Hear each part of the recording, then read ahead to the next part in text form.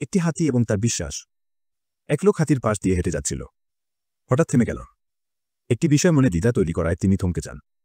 তিনি দেখলেন এত বড় প্রাণীগুলো শুধুমাত্র সামনের পায়ে ছোট্ট একটি দড়ি দ্বারা বাঁধা ছিল। কোনো চেইন বা কোনো খাঁচা নয়। এই দড়ি এত বড় প্রাণীর পক্ষে ছেঁড়া খুব মামুলি ব্যাপার। যে কোনো সময় চাইলে এটি ছিঁড়ে তারা মুক্তভাবে চলে যেতে পারে, কিন্তু তারা এমন কোনো কিছুই করছে না কেন?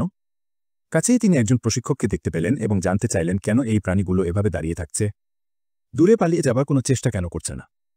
তখন প্রশিক্ষক উত্তরে বললেন, যখন তারা খুব ছোট ছিল তখনও তাদেরকে এই সাইজের দড়ি দিয়ে বেঁধে রাখা হতো, যা তাদের ওই সময়ের সাইজের জন্য যথেষ্ট ছিল। বড় হতে হতে তারা ধারণা করতে থাকে এই দড়ি তাদের নিয়ন্ত্রণ করছে, এটি থেকে বেরিয়ে যাওয়া যাবে না। একসময় এটি বিশ্বাসে পরিণত হয়। যেমন এখন তাদের সাইজ দড়ির চেয়ে বহুগুণ বড় হলেও তাদের বিশ্বাস যে এই দড়ি এখনও তাদের ধারণ করতে পারে, তাই তারা তা ছিঁড়ে বাইরে যাবার কোনো প্রচেষ্টা কোনো দিনও করে না। লোকটি খুব অবাক হয়েছিল। এই প্রাণীগুলো চাইলেই তাদের বন্ধন থেকে বাইরে আসতে পারে, কিন্তু শুধুমাত্রই তারা পারবে না। এই বিশ্বাসের কারণে তারা সেখানেই আটকে থাকে, যেখানে তাদের আটকে রাখা হয়। হাতির মতো আমাদের অনেকেই বিশ্বাস করে বসে আছেন যে জীবনে কিছুই করতে পারব না, শুধুমাত্র জীবনে কোনো একসময় ব্যর্থ হয়েছিলেন এই কারণে। এখান থেকে আমাদের বের হয়ে আসতে হবে। গল্পটি থেকে কি শিখলাম? 1. বিশ্বাসই আপনাকে সফলতার দ্বারপ্রান্তে নিয়ে যাবে। 2. ব্যর্থতা হল শিক্ষার একটি অংশ। জীবন সংগ্রামে কখনো হাল ছেড়ে দেওয়া উচিত না।